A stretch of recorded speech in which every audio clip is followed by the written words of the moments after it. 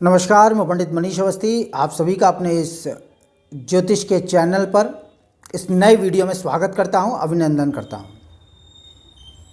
देखिए 27 फरवरी 2025 को बुध एक बार फिर अपना राशि परिवर्तन करने जा रहे हैं और 27 फरवरी को रात्रि 23:45 पर यानी रात्रि 11:15 लगभग या कुंभ राशि को छोड़कर मीन राशि में प्रवेश कर जाएंगे।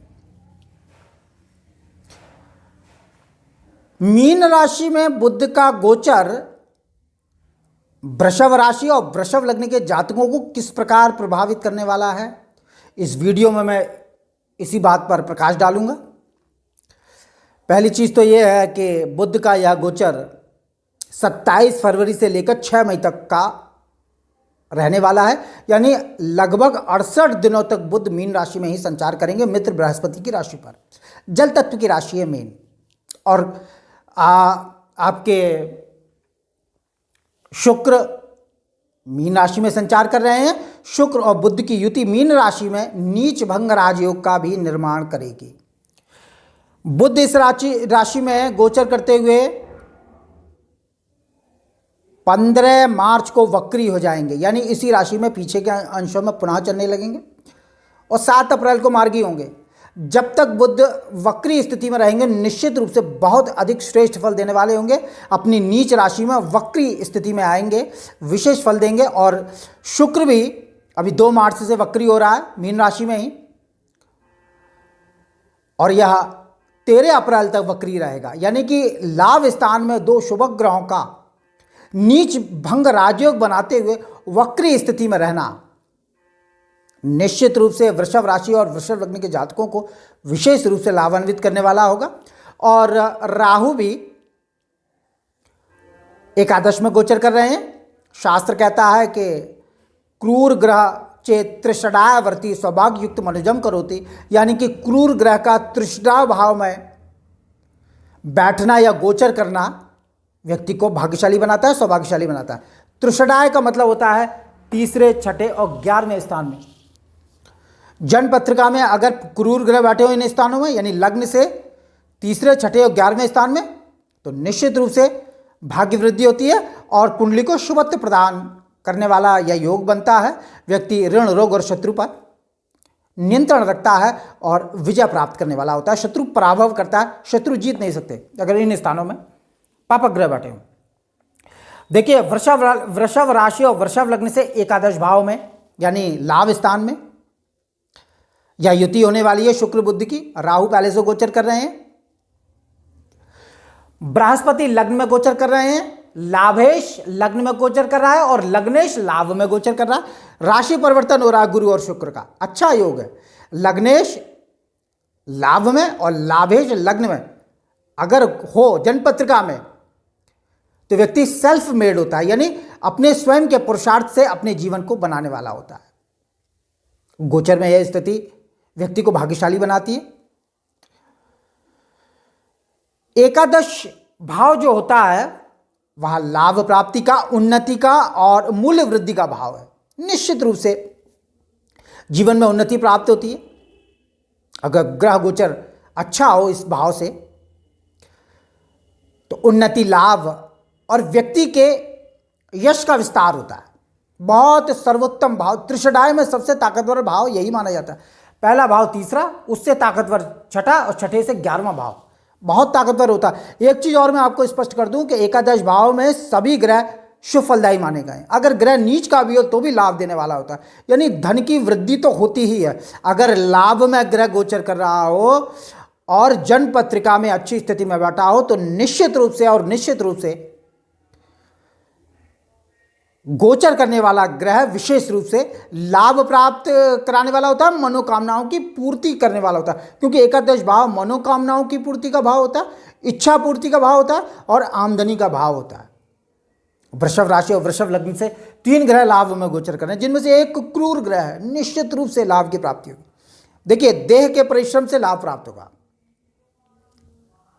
देह के परिश्रम से लाभ की शक्ति विशेष रूप से प्राप्त होगी, इसमें कोई संदेह नहीं है। लग्नेश षष्ठेश शुक्र उच्चस्थ है लाभ में और जहाँ तक बुध का प्रश्न है, यह योग कारक ग्रह माने गए हैं वृषभ राशि और वृषभ लग्न से धनेश और पंचमेश होकर लाभ में गोचर कर रहे हैं। यानी कि लग्नेश, धनेश और पंचमेश की युति निश्चित रूप से योग कारक स्थिति बना रही है। तो देह के परिश्रम से विशेष लाभ की प्राप्ति का योग बनाएंगे, इसमें कोई संदेह नहीं है। रुपए पैसे के मामलों में, आमदनी के मामलों में विशेष चतुराई और कोशिशों से सफलता मिलेगी, यह नहीं भूलना चाहिए। कोशिश करनी ही पड़ेगी, इसमें कोई संदेह नहीं है। और यह गोचर आपके लिए शरीर में कुछ दिक्कत, परेशानी व अधिक मेहनत कराने वाला होगा, इसमें कोई संदेह नहीं है। और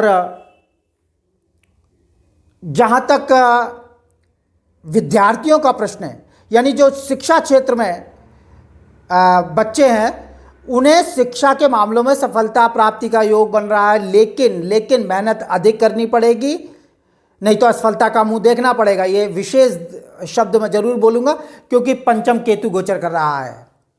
मानसिक चिंता के योग बने हुए हैं, पढ़ाई में विशेष परिश्रम का योग बना हुआ है, मेहनत तो करनी ही पड़ेगी, इसमें बिल्कुल निश्चित समझ लीजिए, और नहीं तो परेशानी होगी। और अभिभावकों को भी मानसिक चिंता से दो चार होना पड़ेगा, इसमें कोई संदेह नहीं है।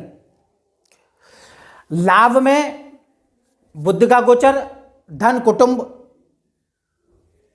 और रुपए पैसे से सहयोग बना रहेगा। और लड़ाई झगड़े व मुकदमे आदि में सफलता का योग बन रहा है, लाभ मिलेगा।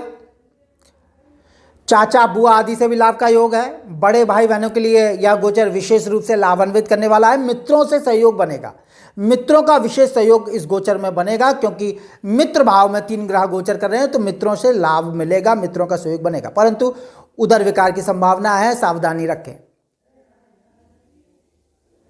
अनेक स्रोतों से धन लाभ के योग बनेंगे, कोई संदेह नहीं है, कोई संदेह नहीं है, क्योंकि लग्नेश जब लाभ में गोचर करता है तो अनेक स्रोतों से धन देने वाला होता है। मनोकामनाओं की पूर्ति के लिए यह समय श्रेष्ठ होगा, कोई संदेह नहीं। और लंबी दूरी की यात्राओं के योग बन सकते हैं, विशेष शुभ फलदायी यह योग होगा।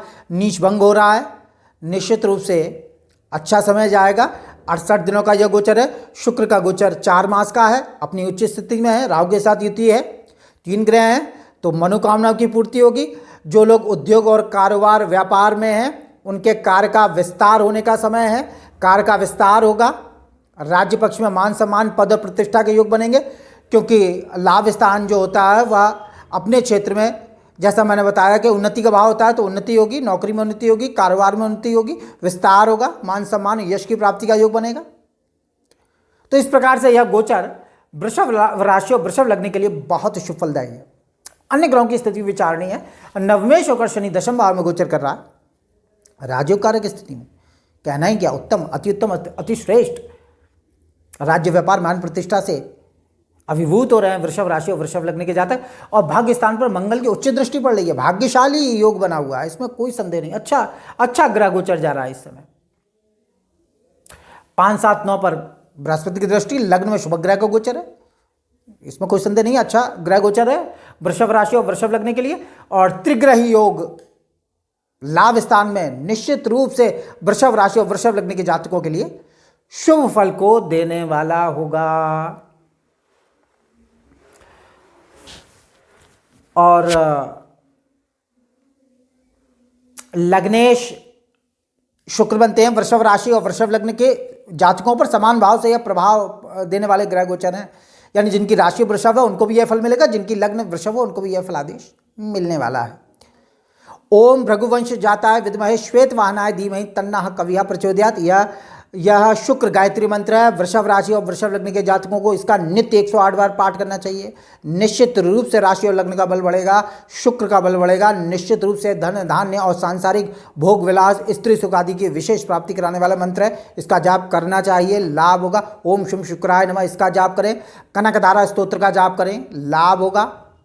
उपाय हैं ये वृषभ राशि और वृषभ लग्न के जातकों के लिए।